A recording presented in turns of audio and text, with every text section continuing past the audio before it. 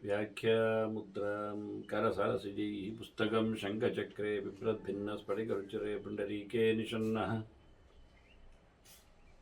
अम्लानश्रीरमृतविशदैरंशभिप्लावयन्मामाविर्भूयात् अनघमहिमा मानसे वागधीशः नमस्ते प्राणेश प्रणतविभवायामनिमगाः नमस्वामिन् रामप्रियतमनमन् गुरुगुण नमस्तुभ्यं भीमप्रबलतमकृष्णेष्टभगवन् नमः श्रीमन्मध्वप्रदिश सुदर्शन्नो जय जय श्रीगुरुभ्यो नमः नारायणं सुरगुरुं जगदेकनाथं भक्तप्रियं सकललोकनमस्कृतं च त्रैगुण्यवर्जितमजं विभुमाद्यमीशं वन्दे भवग्रम् अमरासुरसिद्धवन्द्यं नारायणं नमस्कृत्य नरं चैव नरोत्तमं देवीं सरस्वतीं व्यासं ततो जयमुदीरये. ವೇದವ್ಯಾಸರ ಮಹಾಭಾರತದ ಚಿಂತಕರಿಗೆ ವಂದನೆಗಳು. ಶಾಂತಿ ಪರ್ವದ 243ನೆಯ ಪ್ರವಚನ. ಅದಾಗಲೇ ಕಾಶ್ಯಪ ರಥದಿಂದ ದೂಡಲ್ಪಟ್ಟು ಬಿದ್ದವನಾಗಿ ತನ್ನ ಸರ್ವಸ್ವವು ಕಳೆದೋಯಿತು ಅನ್ನುವ ಹಾಗೆ, ಶ್ರೀಮಂತಿಕೆ ಇಲ್ಲದಿದ್ದರೆ ಇದೇ ಪಾಡು ಎನ್ನುವ ಯೋಚನೆಯಲ್ಲಿ ಸಾಯಲಿಕ್ಕೆ ಹೊರಟಿದ್ದಾನೆ ಎನ್ನುವ ಕಥೆಯನ್ನು ನಾವು ಕೇಳಿದ್ದೇವೆ. ಭೀಷ್ಮರು ಅತ್ಯಂತ ಪ್ರಶಸ್ತವಾದ ಚಿಂತನೆ ಹೇಗಿದೆ ಏನು ಅಂತ ಕಥಾ ಮಾಧ್ಯಮದಿಂದ ಧರ್ಮರಾಜನಿಗೆ ಸಂದೇಶವನ್ನು ಕೊಡ್ತಾ ಇದ್ದಾರೆ. ಆತನೆಡೆಗೆ ಇಂದ್ರ ಕರ್ಮಾಧಿಪತಿ ಆತವನ್ನು ಮೂದಲಿಸಿದ. ಏನಯ್ಯ ಸಾಯುವುದು, ಕೈ ಉಂಟಲ್ಲ ನಿನಗೆ ಹೇಳಿಕೊಂಡು. ಒಂದು ದೃಷ್ಟಿಯಿಂದ ಕೈ ಸಂಪಾದನೆ ಮಾಡಿಕೊಳ್ಳಿಕ್ಕಾಗ್ತದೆ, ದುಡಿಲಿಕ್ಕೆ ಬರ್ತದೆ, ಶ್ರೀಮಂತರಾಗುವುದು ಅನ್ನುವ ಪರ್ಯಾಯ ಚಿಂತನೆ ಹೌದು. ಮುಖ್ಯವಾಗಿ ಇಂದ್ರನೇ ನರಿಯಾಗಿ ಬಂದದ್ದರಿಂದ ಅವನ ಆಧಿಪತ್ಯಕ್ಕೊಳಗಾದ ಕರ ಇಂದ್ರಿಯದ ಬಗ್ಗೆ ಹೆಚ್ಚು ಮಾತನ್ನು ಹೇಳಿದ.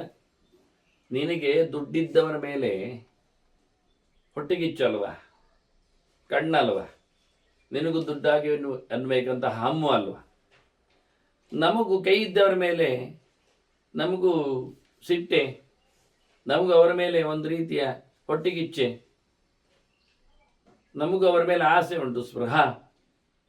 ಎಷ್ಟು ಗಮ್ಮತ್ತು ನೋಡಲ್ವ. ಕೈ ಇದ್ದರೆ ಎಲ್ಲ ಕೆಲಸ ಮಾಡಲಿಕ್ಕೆ ಬರ್ತದೆ, ಎಲ್ಲ ಆಗ್ತದೆ. ನಾವು ನೋಡಿ ಇಲ್ಲದವರು, ನಮ್ಮ ಪರಿಸ್ಥಿತಿ ನೋಡು. ಅಪಾಣಿತ್ವ ಸ್ವಯಂ ಬ್ರಹ್ಮನ್ ಕಂಟಕಂ ನೋತರಾಮ. ನಮಗೆ 4 ಕಾಲು ಬೇರೆ. ಅಲ್ಲಾಡಿಸಿಕೊಂಡು ಹೋಗುವಾಗ ಕಾಡಿನಲ್ಲಿ ಮುಳ್ಳು ಕಚ್ಚುತ್ತದೆ, ಕಚ್ಚಲೇಬೇಕು. ಮುಳ್ಳು ತೆಗಿಲಿಕ್ಕೆ ಆಗ್ತದೆ ನಮಗೆ. ಕೈ ಉಂಟ, ಇರ್ಲಿಕ್ಕೆ 2 ಅಲ್ಲ 4 ಕಾಲಾಗಲಿಗೆ ಹೋಗಿ ಮುಳ್ಳು ಕಚ್ಚುವುದು ಜಾಸ್ತಿ ಕಡೆಗೆ ಆಯಿತು, ತೆಗಿಲಿಕ್ಕೆ ಆಗುವುದಿಲ್ಲ. ಬಹಳ ಚಂದವಾದಂತಹ ಒಂದು ಚಿಂತನೆ ಹೇಳ್ತದೆ. ನಮಗೆ 2 ಕಾಲು, 2 ಕೈಯಲ್ಲಿ ಮುಳ್ಳು ತೆಗಿ ಬರ್ತದೆ. ಅದು 1 ಕಾಲಿಟ್ಟು 1 ಕಾಲು ನಾವು ಇಡುವವರಾದ್ರಿಂದ 1 ಕಾಲಿಟ್ಟ ತಕ್ಷಣ ಮುಳ್ಳು ಕದ್ದಿದ್ರೆ ಇನ್ನೊಂದು ಕಾಲಿಗೆ ಹಚ್ಚಿಕೊಳ್ಳೋ ಮುಂಚೆಯೇ ನಾವು ಇನ್ನೊಂದು ಕೈಯಿಂದ ತೆಗಿಲಿಕ್ಕೆ ಆಗ್ತದೆ. 1 ಕಾಲಿನಲ್ಲಿ ಕದ್ದಿದ ಮುಳ್ಳನ್ನು 2 ಕೈಯಿಂದ ತೆಗಿಲಿಕ್ಕೆ ಬರ್ತದೆ ನಮಗೆ. ಅಂದರೆ ಒತ್ತಿ ಹಿಡಿದು ಕಾಲಿನ ಭಾಗದಲ್ಲಿ ಮುಳ್ಳು ಕಚ್ಚಿದ್ರಲ್ಲಿ ಒತ್ತಿ ಹಿಡಿದು ಅದುವೆ ಮಾಡಿ ಹೊರಗೆ ತೆಗಿಲಿಕ್ಕೆ ಆಗ್ತದೆ. ಹಾಗಾಗಿ 2 ಕಾಲಿಗೆ ಒಮ್ಮೆಲೆ ನಮ್ಮದು ಮುಳ್ಳು ಕಚ್ಚುವ ಕಥೆಯೇ ಇಲ್ಲ. ಒಂದಿಟ್ಟ ಬೆಳೆದಿಗೆ ಹಚ್ಚಿದ ನಂತರ ಇನ್ನೊಂದು ಇಡುವ ಮುಂಚೆ ಯೋಚನೆ ಮಾಡ್ತಾನೆ, ಕಚ್ಚಿಸಿಕೊಳ್ಳುವುದಿಲ್ಲ. ಎಲ್ಲಿಯೋ ಓಡುತ್ತಿರುವಾಗ ಗಡಿಬಿಡಿಯಲ್ಲಿ ಕಚ್ಚಿದ್ದು ಗೊತ್ತಾಗದೆ, ಅಂದರೆ ಗೊತ್ತಾಗುವ ಮುಂಚೆ ಇನ್ನೊಂದು ಕಾಲು ಇಟ್ಟಾಯ್ತು ಹೇಳಿದರೆ ಸರಿಯಪ್ಪ, 2 ಕಾಲು ಕಚ್ಚಿಕೊಳ್ತದೆ, ಕೂತ್ಕೊಳ್ತಾನೆ, ತೆಗಿತಾನೆ. ಆದರೆ ಪ್ರಾಣಿಗಳಿಗೆ, ನರಿಗೆ ಅದು ಹೇಳ್ತದೆ ನಾವೇಗೆ 1 ಕಾಲು ಕಚ್ಚಿತ್ತು ಅಂದಾಗ 3 ಕಾಲು ಹಾಗೆ ಇಡ್ತು, 1 ಕಾಲು ಕಚ್ಚಿತ್ತು ಹೇಳಿ ಕೂತ್ಕೊಳ್ತದೆ. ಓಡಾಡಿಕೊಳ್ಳುವಾಗ ಅದು ಓಡಾಡದೇ ಇರೋದು ಪ್ರಾಣಿಗಳು ಹೆದರಿಕೆಯಲ್ಲಿ.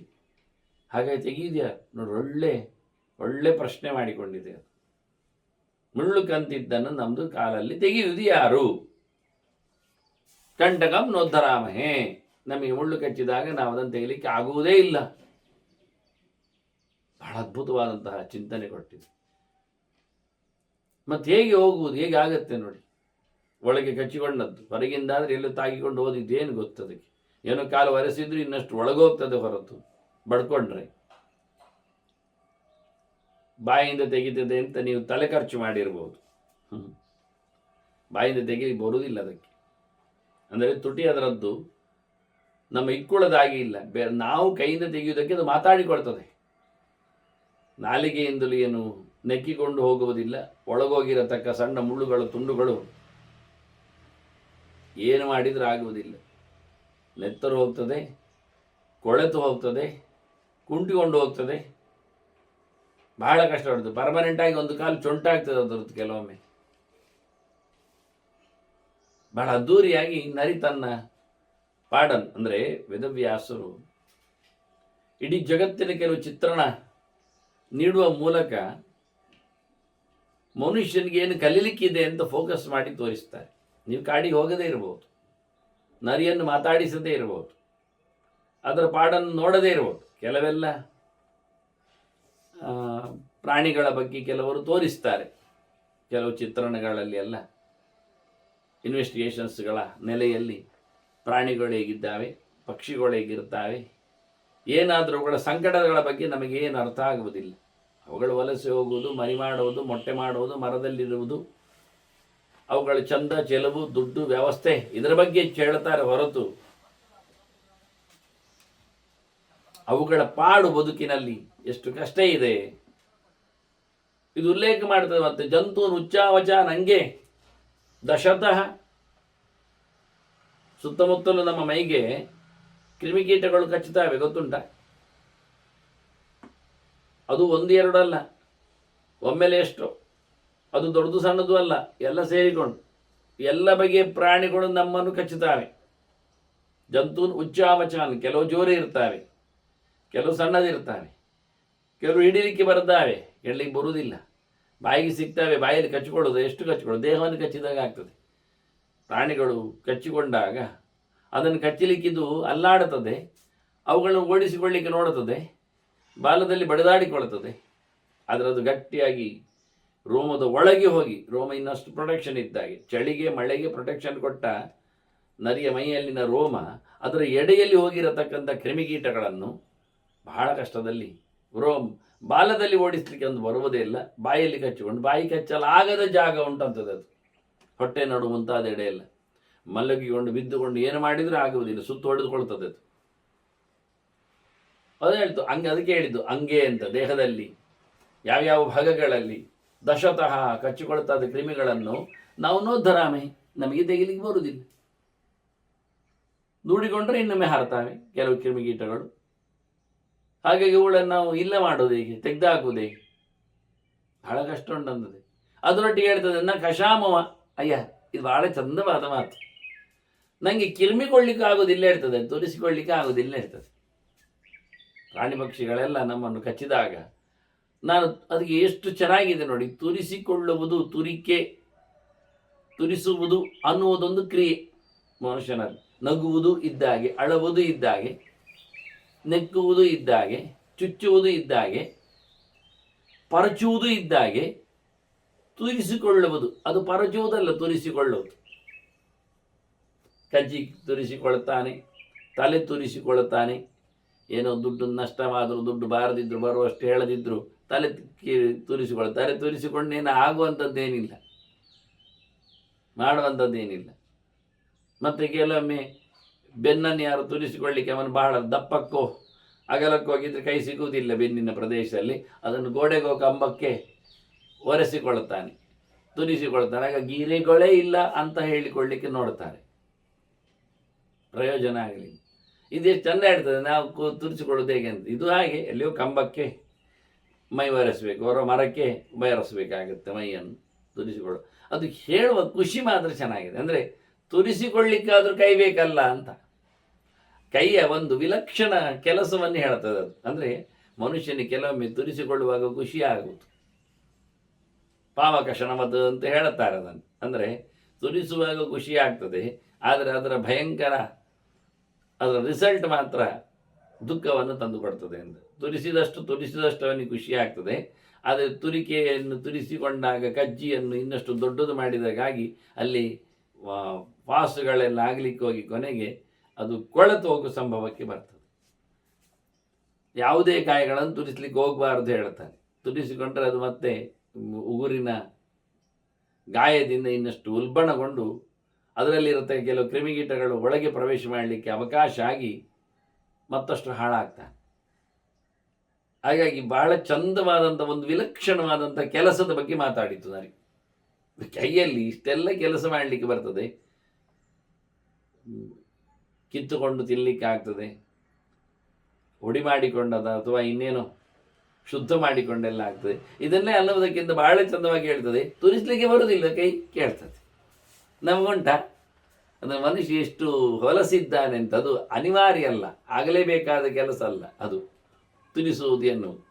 ಅದು ಸುಮ್ಮನೆ ಕೂತಾಗೆಲ್ಲ ಅದೇ ಸುಮ್ಮನೆ ಕೂತದ್ದಕ್ಕೆ ಏನು ಕೆಲಸ ಹೇಳಿದ್ರೆ ತುರಿಸುವುದು ಅಂತ, ಕಜ್ಜಿ ತುರಿಕೆ ಅಂತ, ಅದೆಲ್ಲ ಅಲ್ಲ ಅಂಶ. ಬಹಳ ಸ್ಪಷ್ಟವಾಗಿ ನೋಡುದು ತೋರಿಸ್ತಾ ಉಂಟು. ಪಶ್ಯ ಅವಸ್ಥಾ ಮಮ ಇಮಂ, ನೋಡಿ ಇಲ್ಲಿ ನನ್ನ ಅವಸ್ಥೆ. ಮದುವೆಯಲ್ಲಿ ಬಾಲ ಅಲ್ಲಾಡಿಸ್ತಾನೆ ಉಂಟು, ಮಂಡೆ ಅಲ್ಲಾಡಿಸ್ತಾನೆ ಉಂಟು, ಕೈಕಾಲು ಅಲ್ಲಾಡಿಸ್ತಾನೆ ಉಂಟು. ನರಿ ಅದು ಕೈ ಇಲ್ಲ ಇದ್ದ ಕಾಲನ್ನೇ ಅಲ್ಲಾಡಿಸುವುದು. ಅದರಿಂದ ಮಾಡಲಿಕ್ಕೆ ಆಗುವುದಿಲ್ಲ. ನೋಡಿ ಎಷ್ಟು ಮುತಿ ಆಗ್ತಾ ಇದೆ. ಅದು ವಾಸನೆ, ಸ್ನಾನ ಮಾಡುವುದಿಲ್ಲ, ಸ್ನಾನ ಮಾಡಲಿಕ್ಕೆ ಬರುವುದಿಲ್ಲ. ಎಲ್ಲಿ ಮಿಂದುಕೊಳ್ತದೋ, ಎಲ್ಲಿ ಬಿದ್ದುಕೊಳ್ತದೋ, ಯಾವ ನೀರು, ಯಾವ ನೆಲವೋ. ನರಿ ಅದಕ್ಕೆ ಹೇಳ್ತದೆ, ನಂಗೆ ಹೀಗಾಗ್ತಾ ಉಂಟು, ನೋಡ ಅವಸ್ಥೆ ನನ್ನದು. ನಮಗೆಲ್ಲ ಕೈ ಇದ್ದವರ ಮೇಲೆ ನಮಗೆ ಅದಕ್ಕೆ ಅಸೂಯೆ ಭಾರಿ. ಎಷ್ಟು ಆರಾಮವಾಗಿ ತುರಿಸಿಕೊಳ್ತಾನೆ ಅಂತೆಲ್ಲ ಕಾಣ್ತದೆ. ಮುಳ್ಳೆಲ್ಲ ತೆಗಿತಾನೆ, ಕೆಲಸ ಎಲ್ಲ ಮಾಡ್ತಾನೆ, ಒರೆಸಿಕೊಳ್ತಾನೆ, ಶುದ್ಧಗೊಳಿಸ್ತಾನೆ.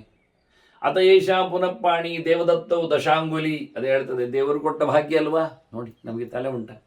ನರಿ ಹೇಳುತ್ತದೆ ಇದು ಕೈ ಎಂಥದ್ದು. ಅತ ಏಷಾ ಪುನಃ ಪಾಣಿ ದೇವದತ್ತವು, ದೇವರು ಕೊಟ್ಟ ಬಹಳ ಅದ್ಭುತವಾದಂತಹ ಸಂಗತಿ. ಇವ ಹೇಳುವಾಗ ಇಂದ್ರನಿಗೆ ದೇವ ಅಂತ ಶಬ್ದ ಉಂಟು, ಆದ್ರಿಂದ ಅವನು ದೇವೇಂದ್ರ ಅಂತ ಅನಿಸಿಕೊಳ್ಳುತ್ತಾನೆ. ಹಾಗಾಗಿ ಬಹಳ ಚಂದವಾಗಿ ಹೇಳ್ತದೆ, ದೇವರು ಕೊಟ್ಟದ್ದು ಅಂತ ಹೇಳಿದ್ರು ಅದು ತನ್ನ ಅಭಿಮಾನಿಕವಾದದ್ದು ಅಂತ. ಇಂದ್ರದತ್ತವಾದದ್ದು, ಇಂದ್ರ ಅಭಿಮನ್ಯವಾದದ್ದು ಅಂತ ಹೇಳಿಕೊಳ್ಳಿಕ್ಕೋಸ್ಕರ ದೇವದತ್ತವನ್ನ. ಇಲ್ಲ ಅದು ವಿಷ್ಣುದತ್ತ ಹೇಳ್ಬೋದಿತ್ತು, ಹರಿದತ್ತ ಅಂತ ನಾರಾಯಣನ್ನೇ ಹೇಳೋದಾದ್ರೆ. ಇದು ಕೆಲವೆಲ್ಲ ನರಿಗೆ ಸಿದ್ಧಾಂತ ಗೊತ್ತುಂಟು ಅಂತ ಗೊತ್ತಾಗಬಾರ್ದು. ಅದೇ ನರಿ ವೈಷ್ಣವ ನೋಡಿ ನಾವೆಲ್ಲ ಮಾತಾಡ್ಲಿಕ್ಕೆ ಹೋದ್ರೆ ಕುಟ್ಟಿ ಹೊಡಿತಾರೆ ನಮಗೆ. ಏಕೋ ದೇವ ಸರ್ವಭೂತೇಶು ಕೂಡ ಅಂತದ್ದು ಗೊತ್ತುಂಟು, ಎಲ್ಲ ಕಡೆ ಕೊಡುವುದು ದೇವರೊಬ್ಬರೇ ಅಂತ. ಅದೇ ದೇವರದೇ ನಾರಾಯಣ ಅಂತಲೇ ಮತ್ತೆಂತ. ಎಂಥ ಬಸಿಪೂ ಆಗಿ ಇಲ್ಲ, ನಾವೇನು ಬೇರೆ ಎಲ್ಲ ಹೇಳಲಿಕ್ಕೆಲ್ಲ ಬರುವುದೇ ಇಲ್ಲ. ಅನ್ನ ನರಿಯೂ ವೈಷ್ಣವೇ. ಇಡೀ ಜಗತ್ತು ಭಗವಂತನ ಸೃಷ್ಟಿಯಾದ್ದರಿಂದ ಈಶ್ವರ ಸರ್ವಭೂತಾನ ಹೃದಯ ಶಬ್ದಚಿಷ್ಟಾದ್ರೆ ಹೃದಯದಲ್ಲಿ ನೆಲೆಗೊಂಡ ನಾರಾಯಣನು ಮರೆತುಪಡಿಸಿ ಅವ ನರಿಯು ಮಾತಾಡುವುದಿಲ್ಲ. ನರಿಗಿಂತ ಕಡೆ ಮನುಷ್ಯ ಒಳಗಿರತಕ್ಕ ನಾರಾಯಣನನ್ನು ಮರೆಯುವವ ಅಲ್ಲ, ಹೇಳಿ ಬೇರೆ ಯಾರನ್ನು ಕುಳ್ಳಿರಿಸುವವ, ಹೇಸಿಗೆಯವ.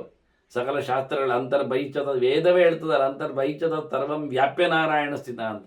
ತುಂಬಿ ತುಳುಕಿಕೊಂಡವನು ನಾರಾಯಣ ಅಲ್ಲದೆ ಇನ್ಯಾರು ಅಲ್ಲ. ಮತ್ತೆ ಯಾರೋ ಅಭೇದವೋ ಮತ್ತೊಂದೋ ಇನ್ನೊಂದೋ ಯಾರು ಇರ್ಬೋದು, ಅವನಿವನಾದ್ರೂ ನಾರಾಯಣ ಹೇಳ್ತಾರ. ಮತ್ತೆ ಅದೇ ವೇದ ಮುಂದುವರಿಸ್ತದಲ್ಲ, ನಾರಾಯಣ ದ್ವಿಧಿರ್ಜಾತಃ ಜಾತೋ ನಾರಾಯಣ ಧರಹ ಅಂತ ಹೇಳಿಕೊಂಡು ಹೇಳ್ತದಲ್ಲ. ನಾರಾಯಣನಿಂದ ಹರ ಹುಟ್ಟಿದ ಅಂತ ಹೇಳುವಾಗ ಶಿವ ಬ್ರಹ್ಮ ಇಂದ್ರ ಇವರೆಲ್ಲ ಹುಟ್ಟಿದ್ದು ಅಂತ ತಿಳಿಸುವಾಗ ಮತ್ತೆ ಅವರೇ ಆಗುದೆಂದು ಹುಟ್ಟಿದ್ರಲ್ಲಿ ಅದೇ ಆಗ್ತದ. ಕೋಳಿ ಹುಟ್ಟಿಸಿತು ಒಂದು ಮರಿಯನ್ನಂದ ತಕ್ಷಣ ಮರಿಯು ಕೋಳಿ ಒಂದೇ, ತಾಯಿ ಮಗುವನ್ನು ಸೃಷ್ಟಿ ಮಾಡಿದ್ಲ ಅಂತ ತಕ್ಷಣ ಮಗು ತಾಯಿ ಒಂದೇ ಆಗ್ತದೆ. ಯಾವ ಅಪ್ಪ ಮನೆ ಹುಟ್ಟಿದವರಾಗಿ ಹೇಳಲಿಕ್ಕೆ ಹೋಗುವುದಿಲ್ಲ ಅಂದೆಲ್ಲ ಕಥೆಗಳನ್ನು. ಇರ್ಲಿ ಬಿಡಿ, ಅಂದು ನರಿ ಬಹಳ ಚಂದವಾಗಿ ಅಂದರೆ ಚರ್ಚೆ ಮಾಡುವವರಿಗೆ ಹೇಳಿದ್ದು. ನರಿ ಎಷ್ಟು ಚಂದವಾಗಿ ದೇವರು ಕೊಟ್ಟದ್ದನ್ನೇ ಚಿಂತನೆ ಮಾಡಿದೆ. ಏಕೋ ದೇವ ಎನ್ನುವ ನೆಲೆಯಲ್ಲಿ ಇನ್ಯಾರು ಕೊಟ್ಟದ್ದೆಲ್ಲ ಕೇಳಲಿಕ್ಕೆ ಹೋಗ್ಬೇಡಿ. ಪ್ರತಿ ಸರ್ತಿ ದೇವದತ್ತವು ದಶಾಂಗುಲಿ ನೋಡಿ, 10 ಅವತಾರ ಯಾರಿಗಿರುವುದು? ಅದು ನಾರಾಯಣನಿಗೆ, ಭಗವಂತನಿಗೆ. ಯಾಕಾಗಿ 10 ಕಡೆಯಿಂದ ಜನರ ಉದ್ಧಾರ ಮಾಡಲಿಕ್ಕಾಗಿ, 10 ಬಗೆಯಿಂದ ಜನರನ್ನು ಚಿಂತನೆಗೆ ತರಲಿಕ್ಕಾಗಿ. ಏನೋ ಶಾಪದಿಂದ ಬರುವುದೇ ಅಲ್ಲ. ಶಾಪದಿಂದ ಬರುವುದೇ ದೇವರಿಗೆ ಒಂದು 10 ಇರೋದ, 100 ಅವತಾರಗಳಿಲ್ಲ. 10 ಹಂಸನಾಗಿ, ಹಯಗ್ರೀವನಾಗಿ, ವ್ಯಾಸನಾಗಿ, ಧನ್ವಂತರಿ ಇವರನ್ನೆಲ್ಲ ಲೆಕ್ಕ ಮಾಡಲಿಕ್ಕೆ ಹೋದ್ರು ಅವರು ಮಾಡಲಿಲ್ಲ. ನಮ್ಮ ದೇಹದಲ್ಲಿ 10 ಪಾರ್ಟ್ಗಳು ಪ್ರಧಾನವಾಗಿವೆ. ಅದಕ್ಕೆ 10 ವೇದದಲ್ಲಿನ ನಾವು ನಿತ್ಯ ಜಪ ಮಾಡುವ ಗಾಯತ್ರಿ ಮಂತ್ರದಲ್ಲಿ 10 ಪದಗಳಿವೆ. ಹಾಗಾಗಿ ಅದಕ್ಕೆ ಸಂಬಂಧಪಟ್ಟಂತೆ ಚಿಂತನೆಗೋಸ್ಕರ ಕೊಟ್ಟದ್ದು. ಸರ್ವತ್ರ ವ್ಯಾಪ್ತವಾದದ್ದು, ಅತ್ಯಂತ ಪ್ರಶಸ್ತವಾದದ್ದು, ಒಳ್ಳೆ ಬಗೆಯಿಂದ ಪೂಜೆಗೆ ಸಿಗುವಂಥದ್ದು ಅನ್ನೋ ನೆಲೆಯಲ್ಲಿ ಎಲ್ಲ ಪುರಾಣಗಳು ಅದನ್ನು ಕೊಂಡಾಟ ಮಾಡಿದೆ. ಹೀಗಾಗಿ ಬಹಳ ಚಂದವಾಗಿ 10 ಅಂಗುಲಿಗಳನ್ನು ನಿರ್ದೇಶ ಮಾಡಿ. ಯಾಕೆಂದರೆ ತುರಿಸಿಕೊಳ್ಳುವಲ್ಲಿ, ಮುಳ್ಳು ಎತ್ತಿಕೊಳ್ಳುವಲ್ಲಿ ಎಲ್ಲ ಬೆರಳುಗಳೆಷ್ಟು ಕೆಲಸ ಮಾಡ್ತಾವೆ ಅಂತ. ಅದು ಸ್ಪ್ಯಾನರಿನ ಹಾಗೆ, ಅಥವಾ ಇಕ್ಕುಳದ ಹಾಗೆ, ಅಥವಾ ಉಪದಂಶದ ಹಾಗೆ, ಅದು ಇನ್ನು ಯಾವುದು ಸ್ಪಾರ್ಕೋ ಮತ್ತೊಂದು, ನೀವೇನು ಬೇಕಾದ್ರೆ ಕರೀರಿ, ಆ ಎಲ್ಲ ಪ್ರಮಾಣಗಳ ರೂಪಗಳಲ್ಲಿ ನಮ್ಮ ಬೆರಳುಗಳು ವಿನ್ಯಾಸಗೊಂಡಿದೆ. ಕೊಕ್ಕೆಯಾಗಿ ಮಾಡಿಕೊಳ್ಳಲಿಕ್ಕೆ ಬರ್ತದೆ, ಚಿಮುಟದಾಗಿ ಇಟ್ಕೊಳ್ಳಿಕ್ಕೆ ಬರ್ತದೆ, ಸೂಜಿಯಾಗಿ ಚುಚ್ಚಲಿಕ್ಕೂ ಬರ್ತದೆ ಅಭ್ಯಾಸವುಳ್ಳಾದರೆ. ಬಹಳ ಚಂದವಾಗಿ ನಾನು ಖಾಲಿ ಗಂಟಿನಲ್ಲಿ ಹೊಡೆದು ತುಂಡು ಮಾಡಿದ ಕಥೆಯನ್ನು ನೋಡಿದ್ದೇನೆ. ಖಾಲಿ ಒಂದು ಮಧ್ಯ ಬೆರಳಿನಲ್ಲಿ ಬಗ್ಗಿಸಿ ಗಂಟಿನಿಂದ ಹೋಲ್ ಮಾಡಿತ್ತು. ಅಷ್ಟವನ ಎಲುಬು ಸ್ಪಷ್ಟವಾಗಿದೆ, ಗಟ್ಟಿಯಾಗಿದೆ. ಮತ್ತೆ ನಕ್ಕಲಲ್ಲಿ ಬಡಿಯುವಂಥದ್ದನ್ನಂತೂ ಸ್ಪಷ್ಟವಾಗಿ ನೀವು ಗುರುತಿಸಬಹುದು. ಅಪಹಸ್ತೇನ ಜಗ್ನಿವಾನ್ ಅಂತ ಭೀಮಸೇನ ಹೇಳಲಿಲ್ವಾ, ಹಿಂಬದಿಯಲ್ಲಿ ಹೊಡೆದುಕೊಂಡು ಮಡೆದಾಡಿದ ಅಂತ. ಅದೇ ಹನುಮಂತ ಅಂತೂ ಅಶೀತಿ ಕೋಟಿಯೂತಮಂ ಪುರಸ್ಸ ರಾಷ್ಟ್ರಕಾಯದ ಮೇಳುವಾಗ ಅನೇತ ಹೇತಿ ಸಂಕುಲಂ ಕಪೀಂದ್ರ ಮಾವರಣೋದ್ಬಲಂ ಅಂದಾಗ ತಳ ಪ್ರಹಾರ ಚೂರ್ಣಿತಾನ್, ಕೈಯಲ್ಲಿ ಹೊಡೆದುಕೊಂಡಿದ್ದಾನೆ. ಕೈಯಲ್ಲಿ ಕರಾಟ, ಅದೇ ಕರಂ ಅಟತಿಯಿಂದ, ಕರೇಣ ಅಟತೆ ಅಂತ. ಕೈಯ ತುದಿಯಿಂದ, ಬದಿಯಿಂದ, ಚೂಪಿನಿಂದ, ಮುಗ್ಗಿರಿದ ಎಲ್ಲ ಕೈಯನ್ನು 10 ಬಗೆಯಿಂದ ಗಮನಿಸಲಿಕ್ಕೆ ಬರ್ತದೆ. ಒಂದು ಸೀದಾ ನೇರವಾದ ಕೈಯ ಬೆರಳ ತುದಿಯಿಂದಲೇ ದೂಡುವಂಥದ್ದು. ಅದು ಕೆಲವೊಮ್ಮೆ ಕುತ್ತಿಗೆಯ ಮಧ್ಯಕ್ಕೆ ಅಥವಾ ಪಕ್ಕೆಯ ನಡುವೆಗೆ, ಇವೆಲ್ಲ ಕ್ರಮಬದ್ಧವಾದಂಥ ಕೆಲವು ಜಾಗಗಳು.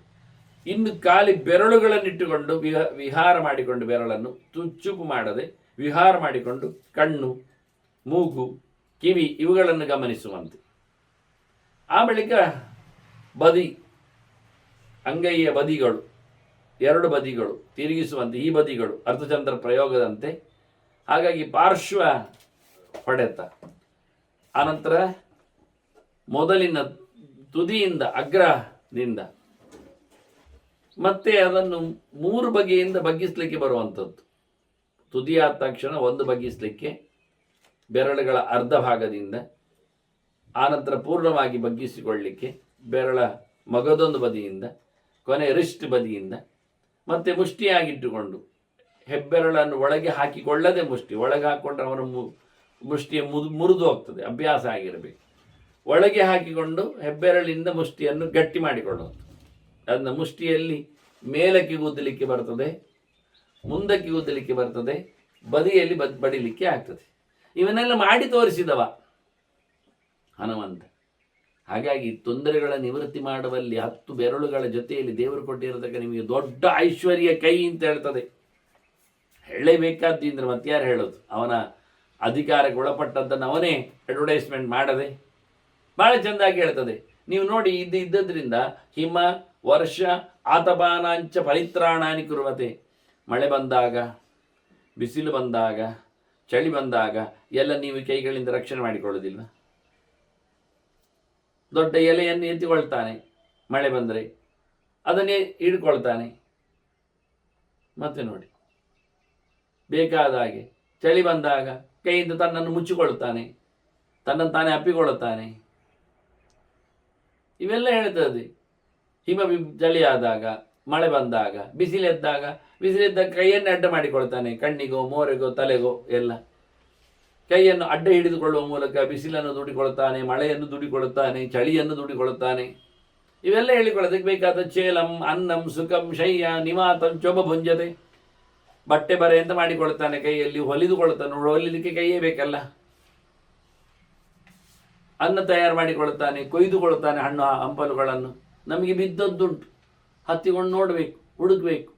ಇವನಿಗೆ ಕೈ ಇದೆ, ಒಳ್ಳೆ ಗಮ್ಮತ್ತು ನಿದ್ದೆ ಮಾಡ್ತಾನೆ, ನಿದ್ದೆ ಮಾಡಿಕೊಳ್ಳಿಕ್ಕೆ ವ್ಯವಸ್ಥೆ ಮಾಡಿಕೊಳ್ತಾನೆ. ಕೈಯಿಂದ ಪರ್ಣಾನ್ಯ ಆಸ್ತೀರ್ಯ ಶೇರತೆ ಹೇಳಿದಾಗೆ ಎಲೆಗಳನ್ನೆಲ್ಲ ಕೊಯ್ದು ತಂದು ಬಿಡಿಸಿಕೊಂಡು ಆರಾಮವಾಗಿ ಮಲಗ್ತಾನೆ.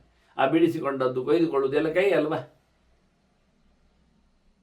ಊಟಕ್ಕಾಯಿತು, ರಕ್ಷಣೆಗಾಯಿತು, ತಿರುಗಾಟಕ್ಕಾಯಿತು, ಏನು ಗಮ್ಮತ್ತು ನೋಡಿ ಅಂತಾನೆ. ಗಾಳಿ ಬಾರದಂತೆ ಮನೆ ಕಟ್ಟಿಕೊಳ್ಳುತ್ತಾನೆ, ಮಲಗ್ತಾನೆ, ಅದರಲ್ಲಿ ಬೆಚ್ಚನೆ ಇರ್ತಾನೆ ಅದಕ್ಕೆ ಬೇಕಾದ ಹಾಗೆ. ಇವೆಲ್ಲ ಕೈಗಳಿಂದಲೇ ಆಗುವಂಥ ಕೆಲಸಗಳು.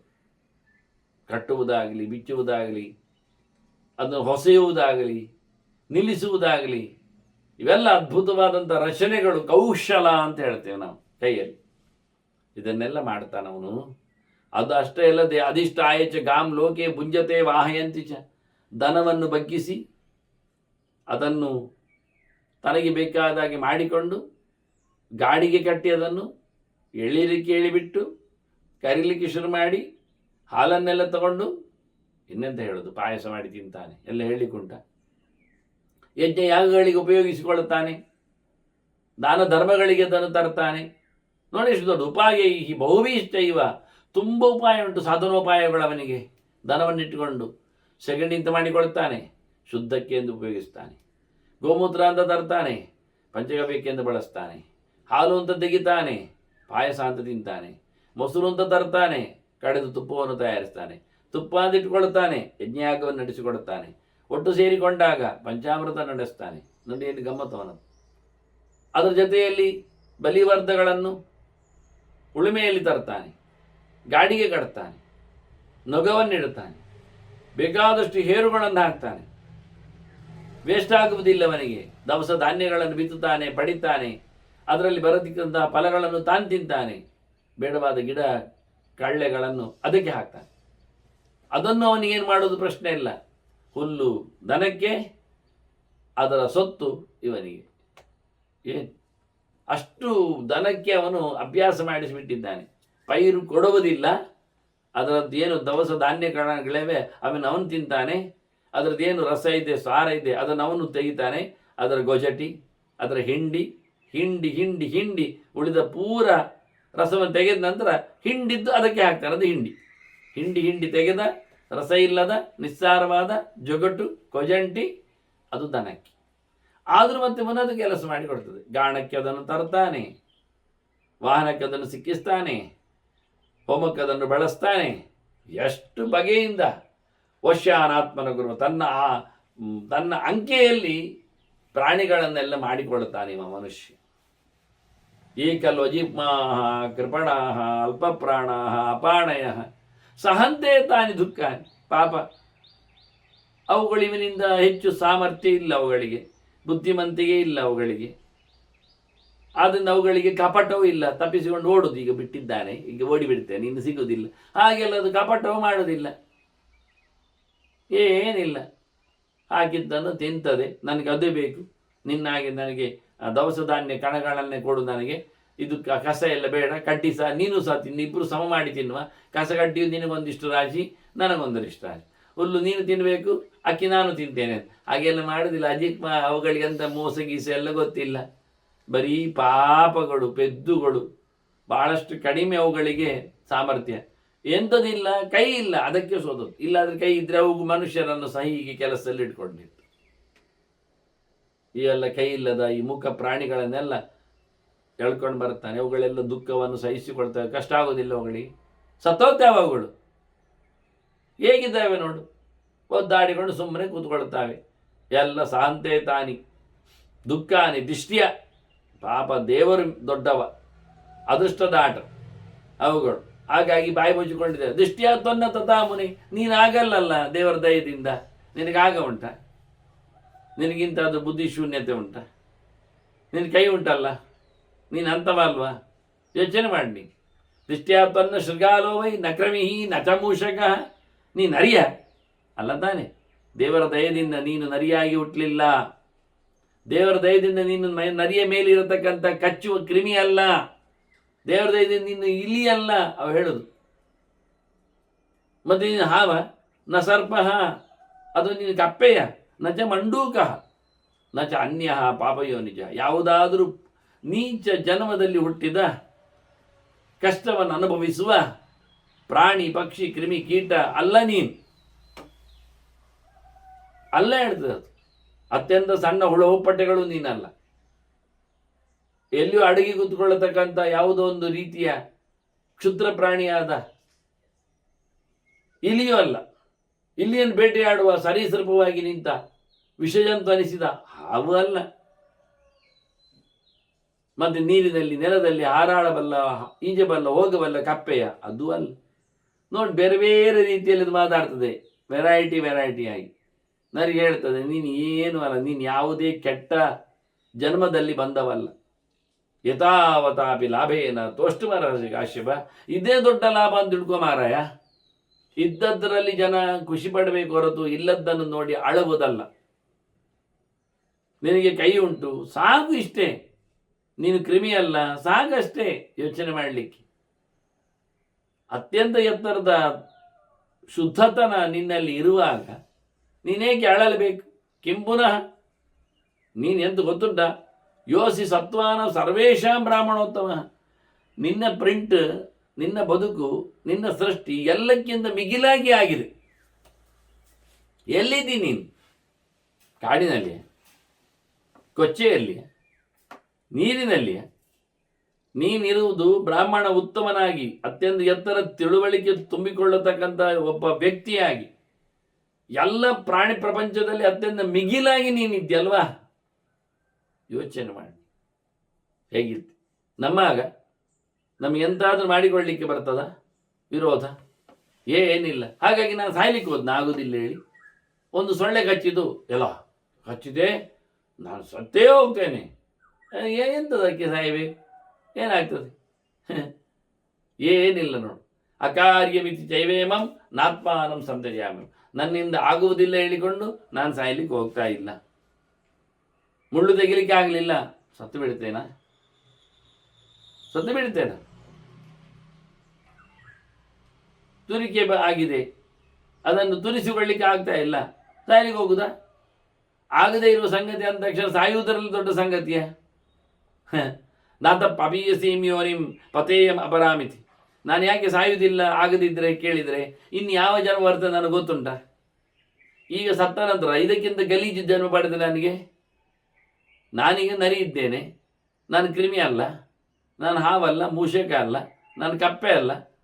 ನನಗೆ ಕಾಲಿಗೆ ಕಂತಿದೆ ಹೇಳಿಕೊಂಡು ತೆಗೆದು ಬಿಡುವುದಕ್ಕೆ ಆಗುವುದಿಲ್ಲ ಹೇಳಿಕೊಂಡು ಸಾಯುವುದು ಅಂತ ಹೇಳಿ ಮೇಲಿಂದ ನಾನು ಸತ್ತು ಬಿಟ್ಟರೆ ಹಾರಿ, ನೆಕ್ಸ್ಟ್ ನಾನು ಮಂಗನಾದರೆ, ನಾನು ಮಂಡೂಕನಾದರೆ, ನಾನು ಸರ್ಪನಾದರೆ, ನಾನು ಮೂಷಕನಾದರೆ ನನ್ನ ಗತಿಯೇನು?